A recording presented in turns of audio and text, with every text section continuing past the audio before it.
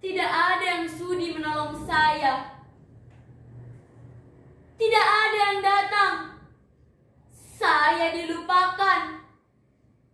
Sudah berapa lama saya di sini? Saya tidak tahu.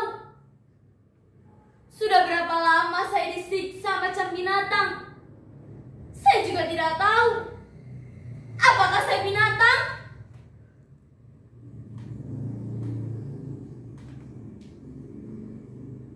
Empat dinding ini hanya ada satu jendela berjeruji besi jauh di atas sana.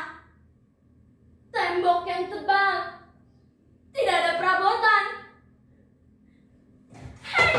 Hanya ada tikar dan bantal. Tidak ada selimut.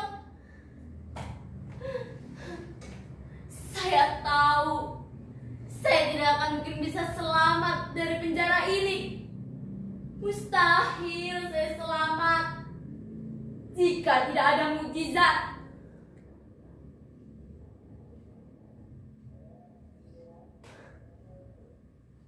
Mudasir? Kamu Mudasir? Bagaimana caranya kau masuk kamar ini? Mudasir? Kenapa? Apa kamu tidak kenal saya lagi? Saya Atikah, istrimu. Dulu kamu mengantar saya ke Jakarta. Kita berpisah di Bandara Soekarno-Hatta, Cengkareng. Sehabis mengantar saya, kamu langsung pulang ke kampung mengurus sawah. Kita saling mengirim-ngirim surat. Setelah setahun lebih kita saling mengirim surat. Tapi semenjak musibah itu datang, surat-suratmu tidak datang lagi. Jangan pergi. Jangan pergi, Mudasir. Jangan tinggalkan saya. Apa saya sudah tidak ada daya tarik lagi? Dulu kamu sering manggil saya cantik, bukan? Saya memang cantik. Kecantikan saya yang alami, tanpa gincu dan bedak. Saya tahu, Mudasir, saya memang cantik. Ini saya, Atikah. Tapi semenjak penyiksaan ini datang, kecantikan saya tidak ada lagi. Jika saja ada cermin di sini, mungkin saya sudah tahu segombal busuk apa wajah saya. Tidak layak untuk dipandang. Bikin jijik ya. Tapi Mudasir, kamu menikahi saya lahir batin kan? Bukan hanya menikahi wajah saya. Kalau memang benar kamu di sini, tolong keluarkan saya dari penjara ini. Lalu kita pulang ke kampung bersama-sama. Tidak perlu melapor kepada polisi Raja Diraja. Tidak perlu melapor kepada Menteri Tenaga Kerja. Kita warga Indonesia, bukan warga Filipina.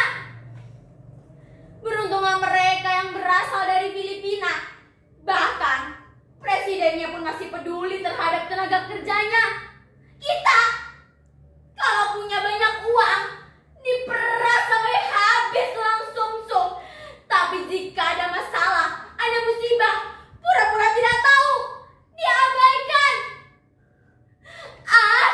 Sudahlah Mudasir. Membicarakan penanganan kasus para TKW seperti saya selalu bikin dada saya seketika sesak. Lebih sesak lagi dada kita. Karena apa? Karena kenyataannya mereka tidak peduli kepada kita. Tidak peduli terhadap kita. Kenapa? Tangan mereka dan energi mereka tidak sudi untuk dihaburkan begitu saja, Mudasir. Mudasir. Hei, Mudasir. Kemarilah. Mendekat, Mudasir. Mengapa kau terus berdiri di sudut itu? Di sudut situlah tempat saya membuang air besar dan air kecil. Ini hanya sebuah kamar. Entah tadinya dipakai untuk kamar siapa. Saya tidak tahu, Mudasir.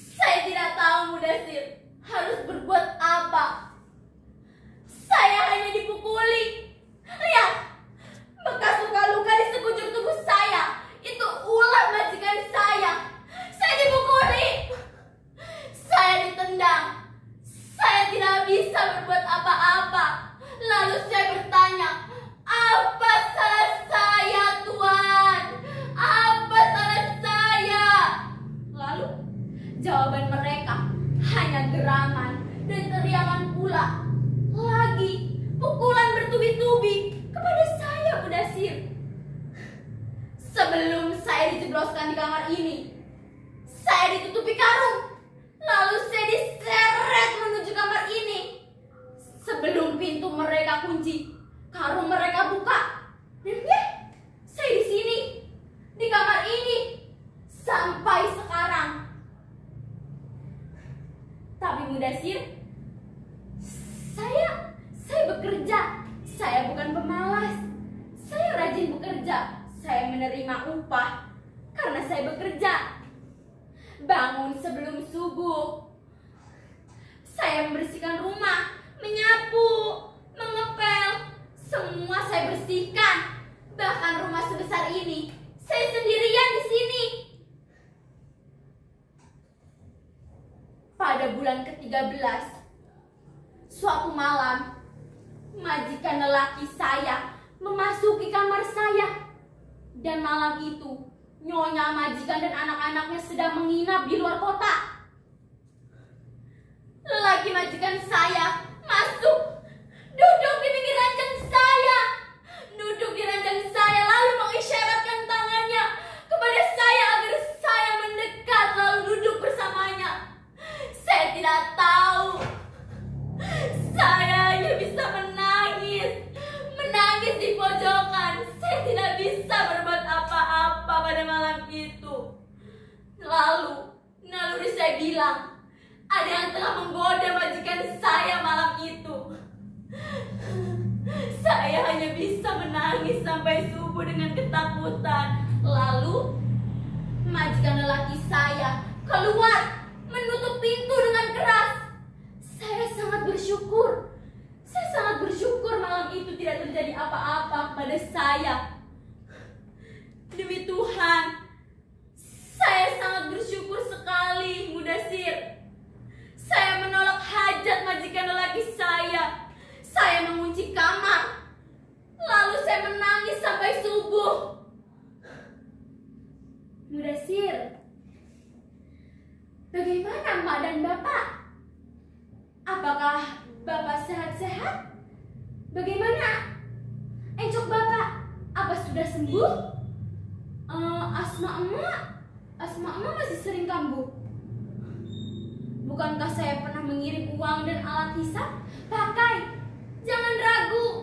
Belikanlah juga uang itu obat-obatan kepada Bapak. Belikanlah obat-obatan yang bagus.